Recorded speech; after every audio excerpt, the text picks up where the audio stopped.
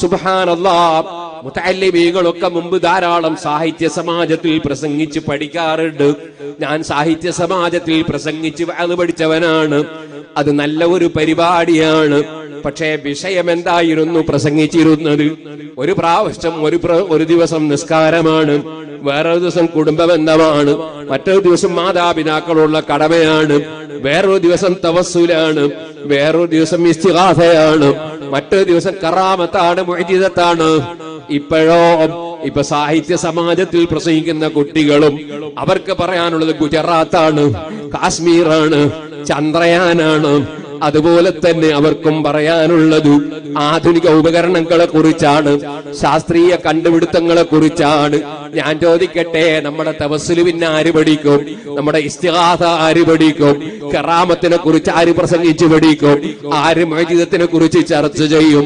എന്റെ പ്രിയപ്പെട്ട മുതഅല്ലിമീങ്ങളെ, നിങ്ങളെ പ്രസംഗങ്ങൾ നിങ്ങൾ സാഹിത്യ സമാജത്തിലാണെങ്കിലും അല്ലാത്ത സ്ഥലത്താണെങ്കിലും ദീനിയായ മൗദൂഅകൾ, ദീനിയായ ചർച്ചകളിൽ നിങ്ങൾ പ്രസംഗിച്ച് പഠിക്കണം, നന്നായി പഠിക്കണം.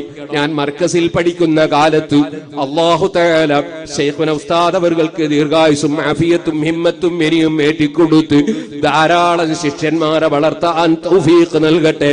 അന്ന് ജീവിച്ചിരുന്ന പല ഉസ്താദുമാരും വിട പറഞ്ഞുപോയി.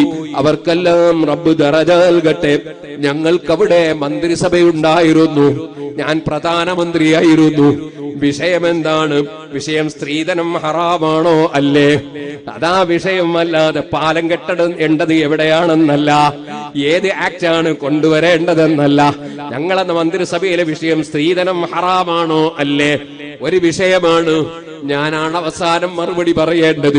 പഠിക്കാൻ ഞാൻ പല ആലിമീങ്ങളെയും സന്ദർശിച്ചിട്ടുണ്ട്, പലരെയും കണ്ടിട്ടുണ്ട്. അതിന് മടി തോന്നിയിട്ടില്ല.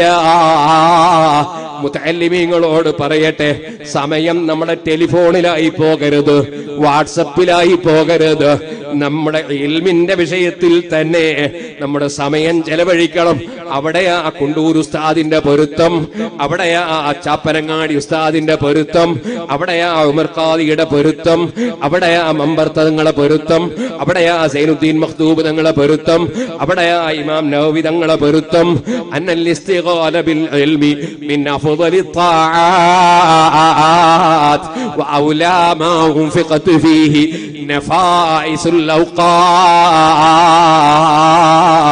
ഇമാം നവവി ഒരുപാട് കിതാബുകളെ തുടക്കത്തിൽ പറഞ്ഞ വാചകമല്ലേ? ഔലിയാക്കളെ നേതാവല്ലേ, കുതുബല്ലയോ? സമയം ഇൽമിൽ ചെലവഴിക്കുക, പഠിച്ച ഇൽമനുസരിച്ച് പ്രവർത്തിക്കാൻ ശ്രമിക്കുക. എന്റെ പ്രിയപ്പെട്ട മുതഅല്ലിമീങ്ങളെ, അവിടെയാണ് മഹാന്മാരെ പൊരുത്തം. ആ ശ്രദ്ധ നമുക്കുണ്ടാകണം.